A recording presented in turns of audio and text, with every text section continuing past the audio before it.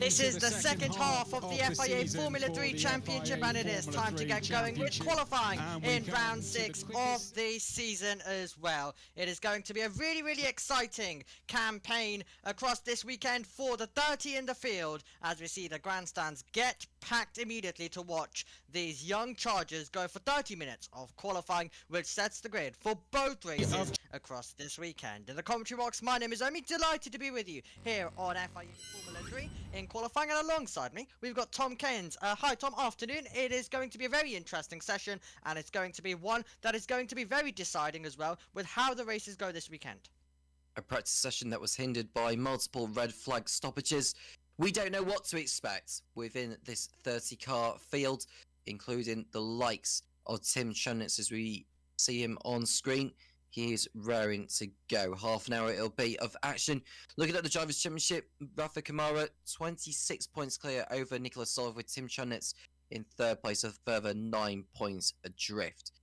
And I really look forward to this session. A couple of points on offer for the driver who ends up on pole and can get the Aramco award after the session, the driver who ends up on pole, which is very nice to see. Trident leading the way in the team's championship by 46 points over Campos. Are in a three-way fight at the moment, really, between themselves, MP Motorsport, Van Sport Racing, and possibly actually Rodin and ART. So plenty on offer as the light goes green at the end of the pit lane. I apologise for the trackside audio. For some reason, F1 TV's audio is coming through mono only, not stereo, on the right. It's coming through the left side only, so they've mucked up somewhere, and I can't bring any trackside audio, so I'll hand it to you guys.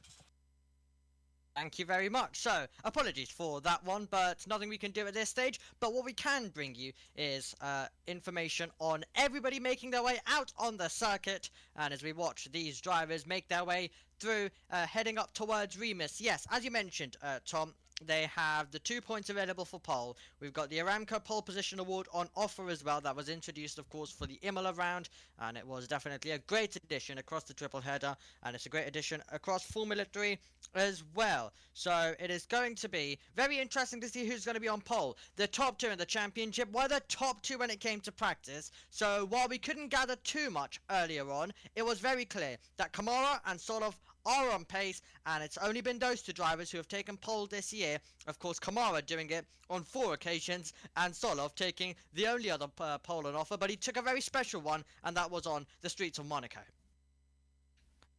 Solov, who has the most number of wins in FIA Formula 3 history with 5.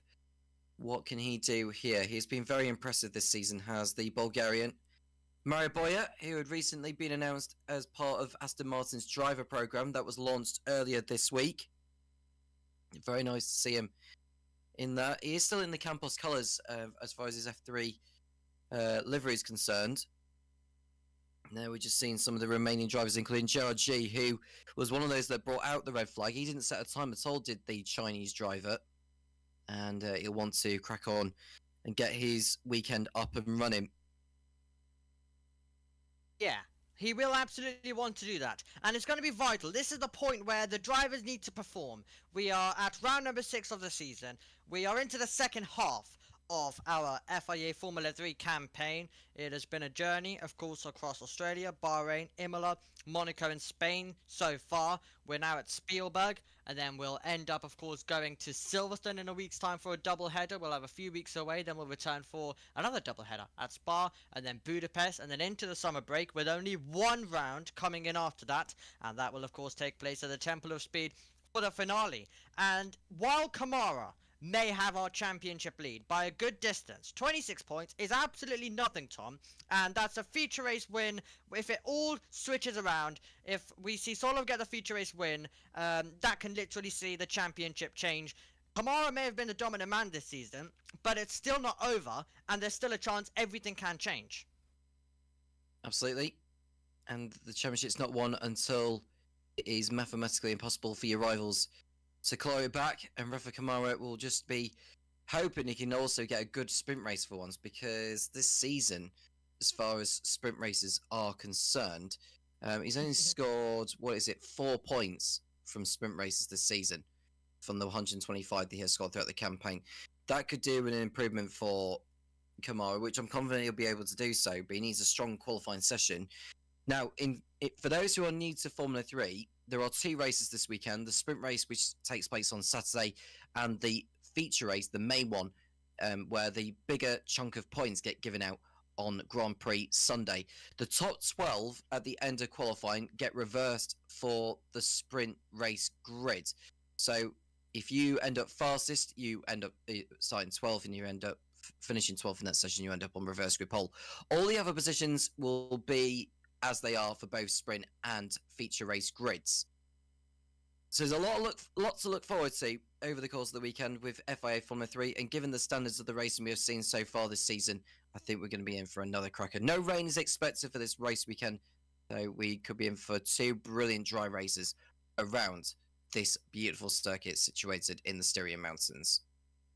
Yeah, 2 beautiful races, which are always incredible to watch. And we mentioned, of course, how we mentioned in practice how we're looking forward to seeing this new generation of car in action. We've had that across all the different circuits. This is a special one, though. The racing that we had at Bahrain International was absolutely great. I feel like this could be another circuit where it's just taken to another level. So I'm really excited for the races that we're going to get this weekend. And Nikita Johnson, well, he's going to be thrown in the deep end across this weekend up against all of these drivers. But it's a circuit, it's quite an easy circuit compared to others that we visit across the calendar. And he looked decent in practice, so he's going to have a good chance. Johnson, of course, a driver who is participating in the GB3 Championship. He's also done a few races in the Indy Next Championship as well in support of IndyCar. So he's a driver who's definitely got his experience and has definitely had challenges across so many different racing series, Tom. So it's going to be interesting to see how he handles that. He's, of course, in the Dams Lucas oil seat in place of Nicola Lacorte, who's serving a race ban as we make our way down into turn number 1 as Nikola Solov begins his flying lap. No, important lap for Solov to get this right. It will be a banker that he'll produce. We expect the times to come down as the session progresses. The sun is continuing to come out as well. And they will put on another set of the soft compound tyres, which is what's been brought this weekend by Pirelli. And this could help promote some form of racing over the course of tomorrow and Sunday. Solov will just want to focus on getting this banker lap in for later on. They cannot refuel in the pit lane. What they leave coming out of the support paddock is the amount of fuel that they have to carry throughout the session. And Solov will know that all too well from his experience. Yeah, Solov will absolutely know that as he makes his way and gets ready to attack down into turn number 6. The fastest first sector is being set by Kamara. The elevation change around this circuit quite a lot. The TV cameras don't do it justice. When you do go there and you see how steep it is heading up into turn number 3, there's so many different parts of this circuit. It really changes. And it just adds to the challenge, and it just adds to the sight of being able to watch all sorts of cars, whether it's the Porsche Supercar, whether it's the F3, F2 or F1. But right now, Nikola Solov in the F3 car, making his way through turn number 10, and will be coming across the line. Your benchmark is a 1 minute 21.598. Let's see whether anyone can get on terms. Let's see whether anyone can go ahead, because that's exactly what Brazil's Rafa Kamara is going to try to do. But he goes into what was 6, now is 8, as everyone else's lap times come into play. So an interesting first run, which is currently seeing Solov, who is at the head of the pack. These are the banker laps, but sometimes, Tom, the banker laps and the early laps that we do get in the first 15 minutes, that can be important in case we do get any red flags or we aren't able to resume the session due to the tight schedule. Well, so Campos 1, 2 and 4 right now. In the Povacek in 4th place behind Noel Leon, the highest of the Premiers. Rafa Kamara's lap wasn't really that great, was it? He's dropping down to P12 after that first time lap. He's going again though. So the good thing with this track, because it's so short, you've got more tyres to look out. You've got more tyres that you can use over the course of the running that you've got. So you've got more chances to get it right. And that's what Kamara has been thinking about. He decides he doesn't want to back off. And the second sector time is absolutely blind storming. And he got well out of shape through turn 7, which won't help his exit speed, and now he's got 2 more corners to navigate. Can he get through here as sweet as he can? No wheels in the gravel trap that time as he heads through the last turn, and he'll get the toe off the car in front. And behind him is Ugo Ogachukwu, who is carrying a different livery this weekend compared to previous. I don't know if it's just to separate the difference between his livery to fellow McLaren junior driver Brando Badoa's livery. Yeah, absolutely. Definitely could be as well. But let's see whether that new livery will be able to come into effect as we make our way through as well. And that was all out of shape for Ferrari Junior Tuukka Tappinen. As he stood on the power, he's making his way right now through the 3rd sector, approaching turn number 9 and 10, the Red Bull Mobile, of course. Let's see what the Flying Finn can do. He's a driver who's been in contention quite a few times so far this season. Belinsky improves his time. That is to 11th. And Tappinen finds himself losing time at the end, so he goes to 7th to make that 8th now because his teammate Van Hopen's improved. Bruno Delpino goes to 5th. Tim Traminitz goes to the front row, so he's missed out by 64 thousandths of a second. And then we've got Teofil Nal into 10th. GSD goes to 7th as well, the Williams back driver, with Santiago Ramos improving to 10th. So all of the improvements starting to come in, and exactly as you mentioned, Tom, the drivers have lots of time compared to some other venues. Let's say Spa, for example. They have a short circuit. They still have the 30 minutes as usual. They're able to do a little bit more pushing and a little bit more flying laps as well to get it right. And it means you can get a scramble in the middle sector. Yeah, and it's almost like the motorway gridlock, isn't it? As they all head through turn 7 and 8. It's unbelievable. I mean, it's not what the drivers want to be seeing. It's not what the crew want to be seeing. Drivers just fighting for track position. But there'll be some of them will be making their way back to the pit lane. Others will want to try and get another lap in there. Some will want to try and go out in the gap in the traffic if possible. And there you can see some drivers heading back to the pits now. Others just carrying on.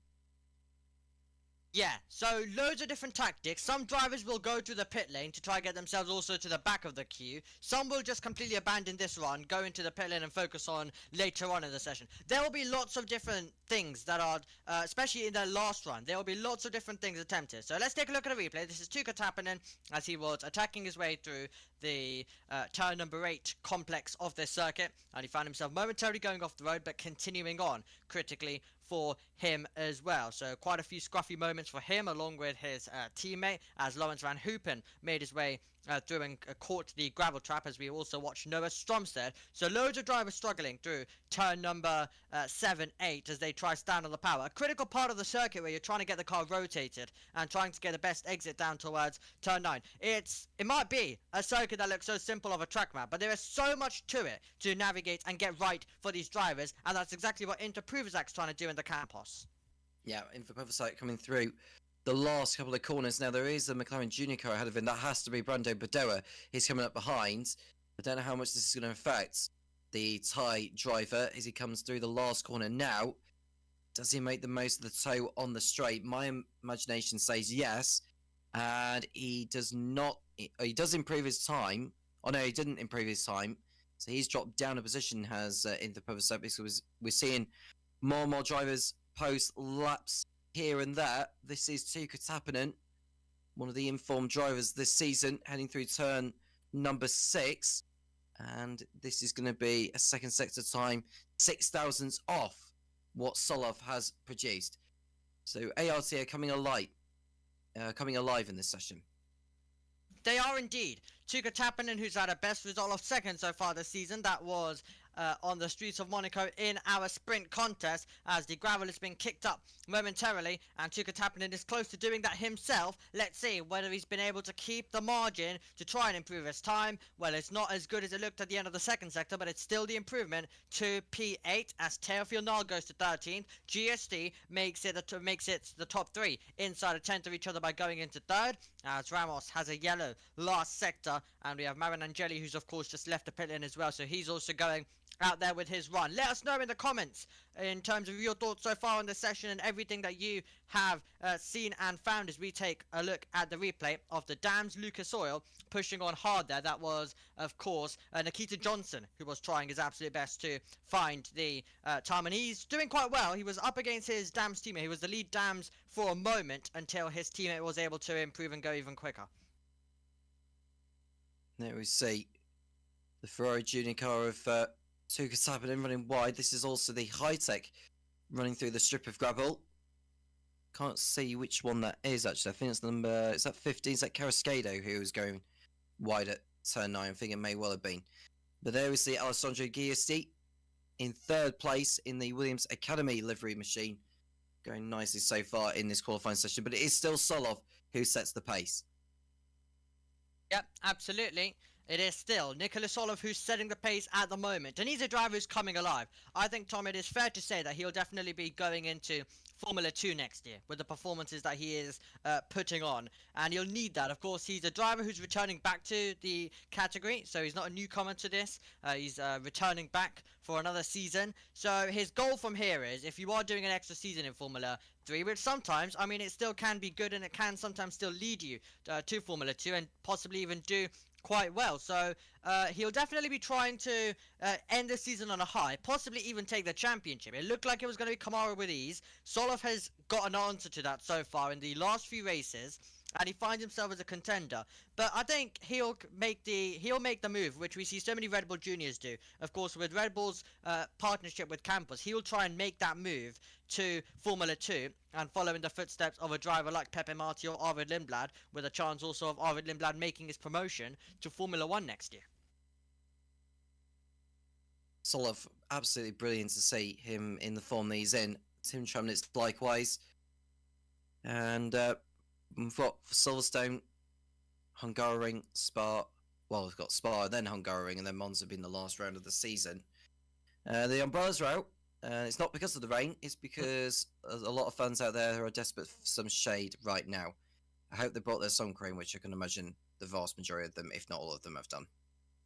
Yeah, usually when I go outside, I forget my sunscreen. So it's not really the best of ideas. So I hope everyone has thought better than me in terms of that as well. ALT's down in the pit lane. They're all reviewing everything so far in this session. Of course, we've got Tuka Tappinen in 9th. You've got also Wharton in 11th. And Lawrence Van Hoopen finds himself in 16th. I do want to bring up Lawrence Van Hoopen as well and discuss a little bit about his season so far that he has had, because of course he's a returning driver coming into this year, and if you are a returning driver, there is definitely quite a bit of expectation.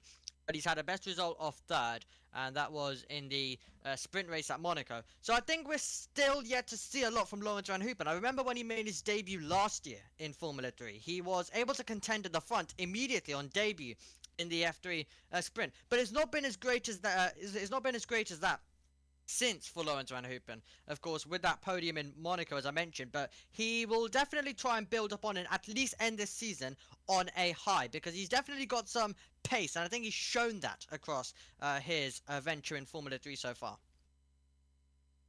And Louis Sharp running in 24th position. He's been okay so far this campaign, has Sharp. Looking at where he is in the standings. I'm just trying to find it because there's so many names in this field. He's 19th in the order. He's finished in the points 3 times this season. Has Sharp. He heads over the line. I think 20th fastest for him. Brad Benavides, who was went off in the practice session, which brought out the red flags, up to 10th place in the AIX. Yeah, absolutely.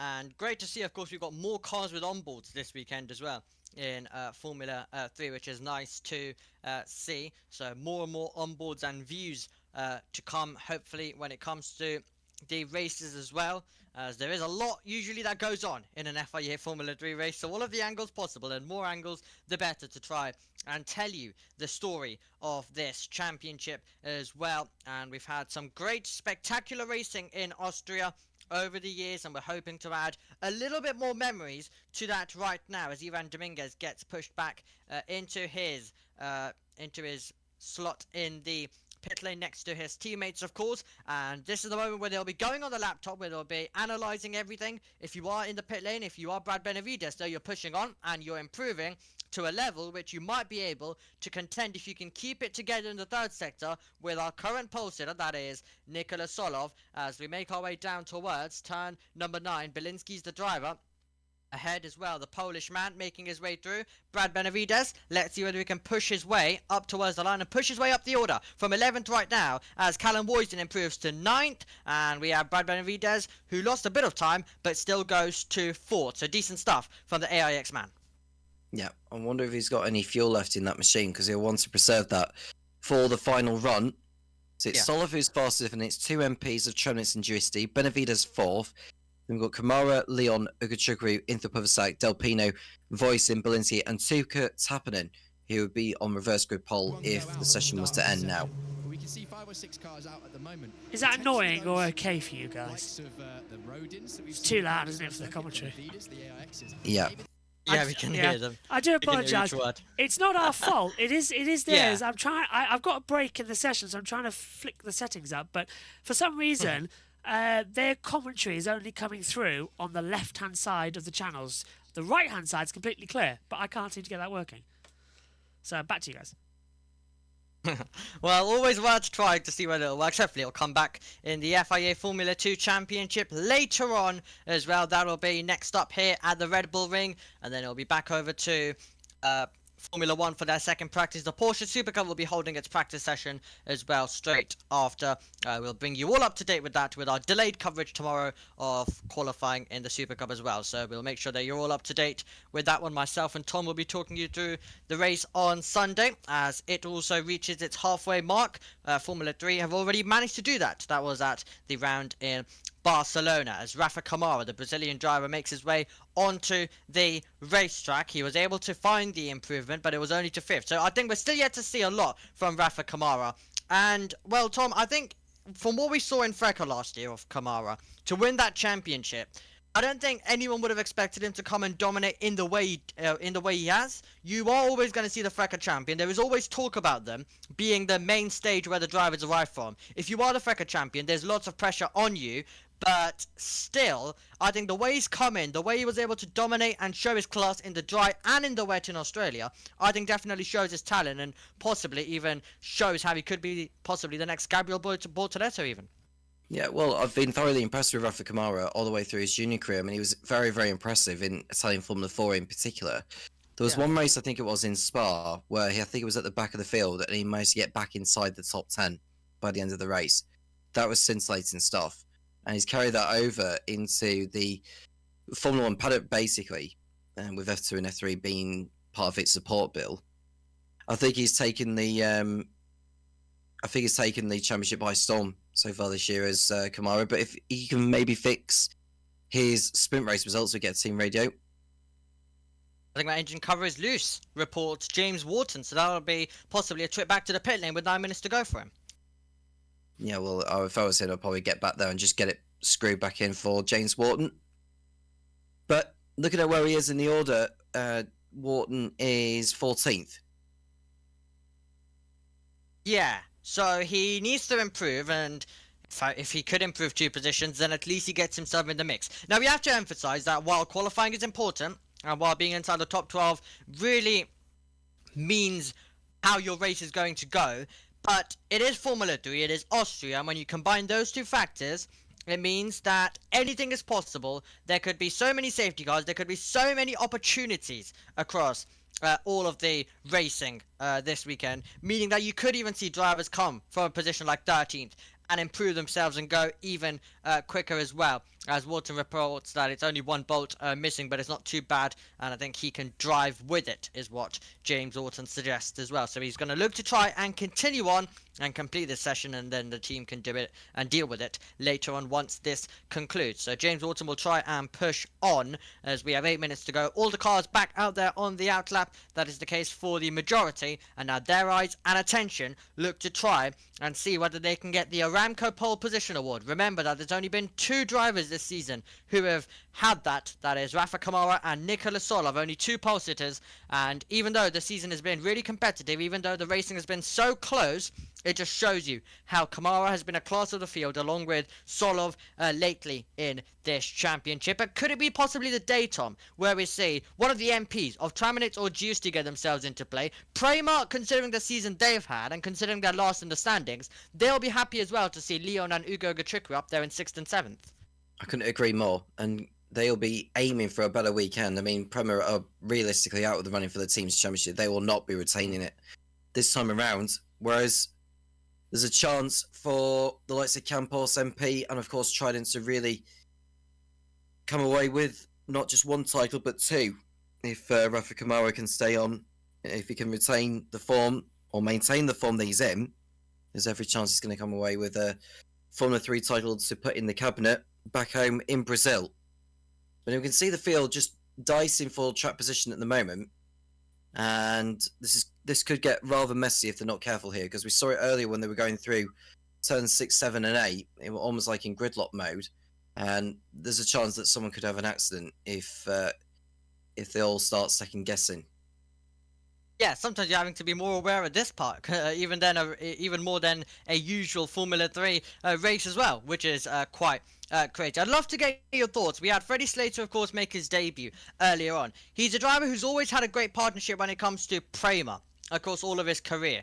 But if he looks at Prema's form, do you think he could get to a point where he maybe thinks about a Trident move or another team when he makes his debut, or if he comes to this championship and doesn't bypass it completely? Do you think he could go for another team, or do you think he's going to stay completely loyal to Prema even with their performances right now?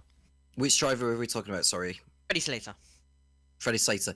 I think he'll end up at Trident, in all honesty. Right. I think there's a chance that he's going to thrive in a team that he feels he's most comfortable in. So I honestly think Trident is going to be the place that Slater's going to end up going to.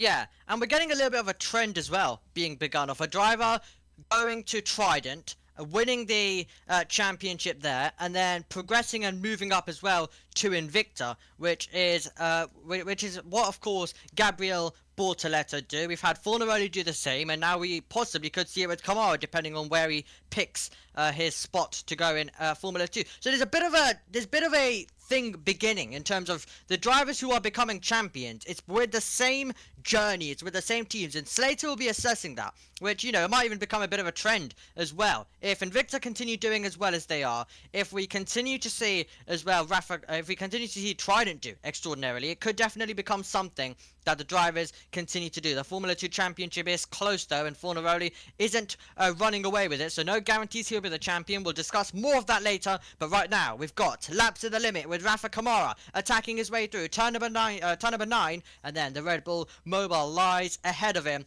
as he makes his way out of the final corner, trying to get the lap time that will take him to the top of the table, and by 0.3 of a second it's Rafa Kamara to P1. But now, who else is going to have the chance, and who else is going to have the time to respond? I would think Nicholas Solov is definitely going to try and respond, and yes, he does. He goes ahead by nearly 1/10 of a second. Yeah, and Leon Opta third in the Prema. Nice job from him. We want to look out for Tremnitz and Giusti. Those are the two that could be in the fight for pole. We're right on board with Solov, who's just finished his latest lap. He'll probably want to cool these tyres off for the time being and go again. Walton up to 10th place now, even without the required screw on the engine cover. But we want to see whether Tremnitz and Giusti are actually improving. They probably haven't, those two. They've probably gone for another one. Although Tremnitz does go up into 3rd place. His teammate Bruno Delpino is up there in 3rd. What about Giusti? Goes 5th. Yeah, into Provers that goes to 3rd. So the JBMotorsports now 4th, 5th and 6th. So they've all improved their times. What about Martinius Stenshorn? As he tries to get himself in the mix, he's up by 0.08 of a second through that second sector at the moment. Callum Woysen, the British driver, goes to P3. Louis Sharp, his teammate, goes to 9th, and he's just ahead of Roman Bielinski. Ugo Gachukwu pushing on right now as well. He's the driver in 11th.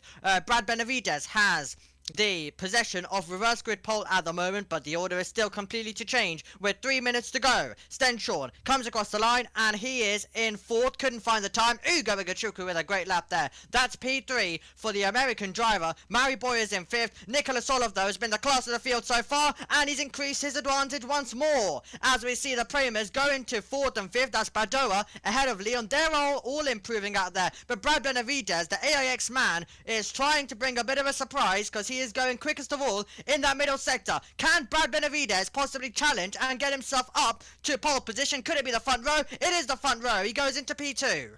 Nicely done from Brad Benavides. Next man going over the line is Bruno Delpino. What can he produce in the MP as he heads over the line here is going to be an improvement. 3rd fastest for Delpino. Immediately displaced though by Noah Stromstead. He finds the improvement. Into Provers goes to 5th. And this Austria circuit is meaning that we're getting improvement on improvement on improvement. And if you aren't responding, if you are making mistakes, you could leave yourself very much vulnerable. As Ugo Gachukwu now is the driver who is setting the pace through that middle sector as he's rotating his way through turn number 8, heading down towards turn number 9. But it's a 35.192 in that middle part of the lap. And he'll hope that that is the time that he needs. The yellow flags are flying. This could be the critical moment. This could be the moment. Oh, Ugo Gachukwu's lost it. He's going to be the driver who causes that yellow. Can he keep that one going? And it was looking so good for Prema, but he finds himself slowing down now. Can he continue that one? Looks like he'll keep it going, but Ugo Gachukwu was pushing on hard. He was trying to find the time to improve into the top 3, but instead he's left spinning round. Yeah, and that's going to compromise the Prema behind him that had to back out of it. So that's Ugo Gachukwu's session done.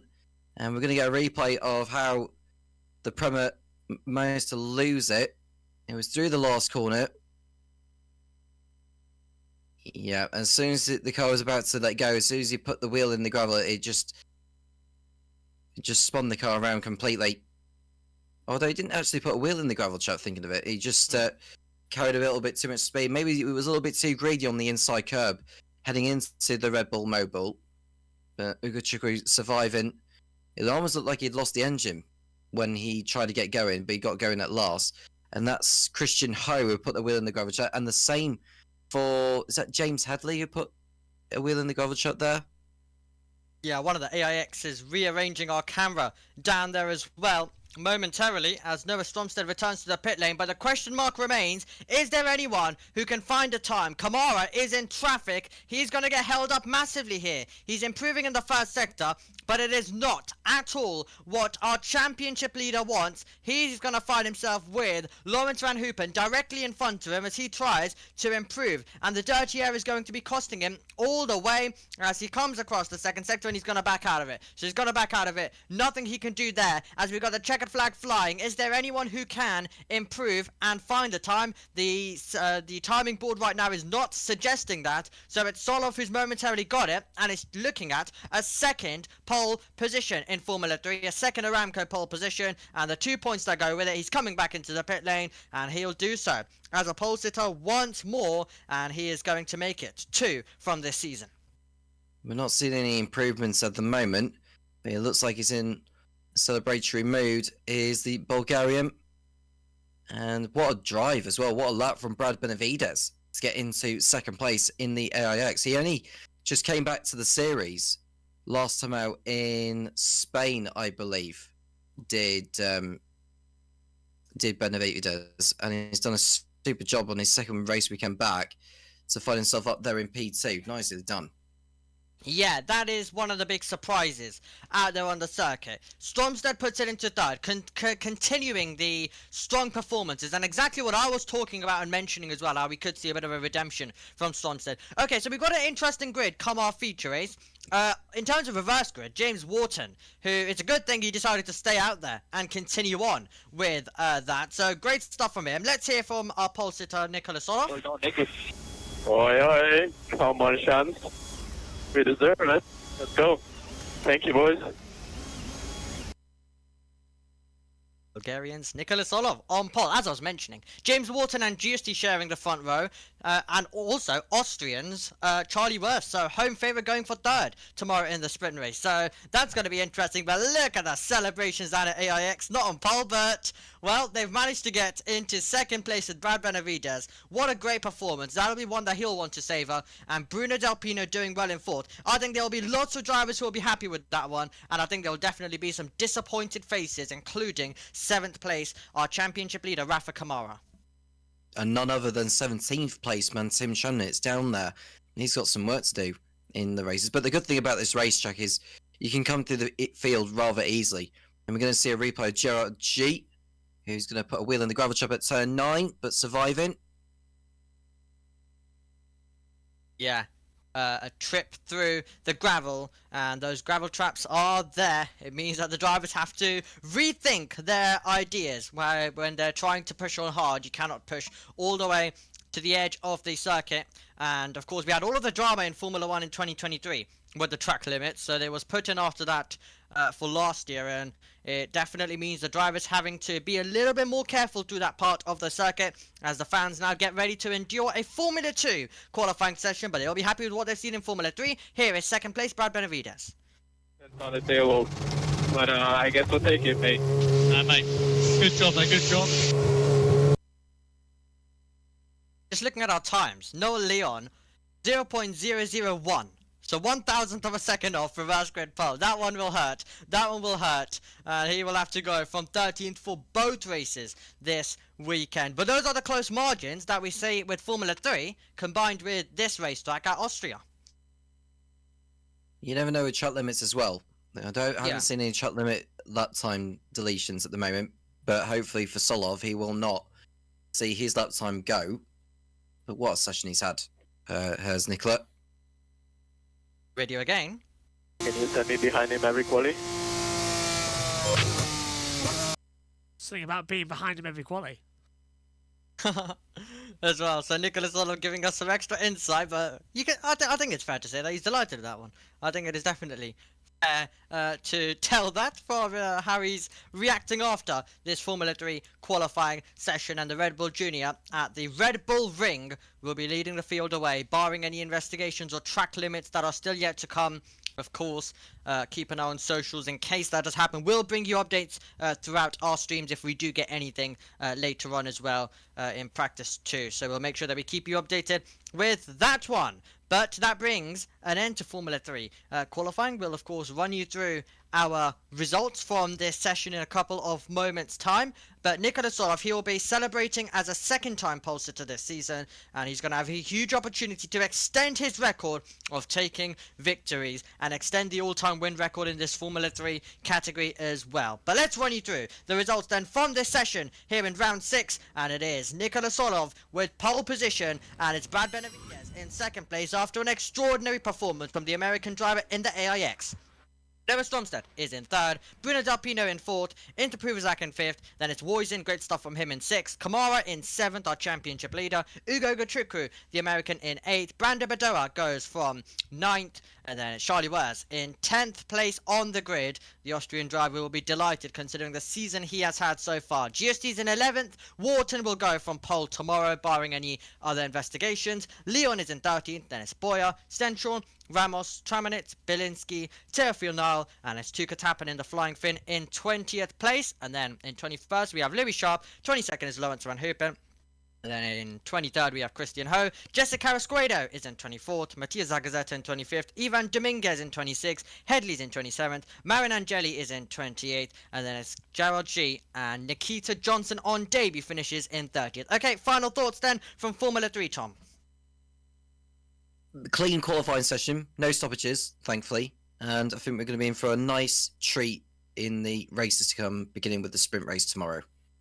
It's going to be exciting. Sprint and feature race coming up in FIA Formula 3. But next up at the Red Bull Ring in about 20 minutes time, we'll be on air in the FIA Formula 2 Championship for its qualifying. But we leave Austria with Nikola Solov taking a second pole of the season. Goodbye.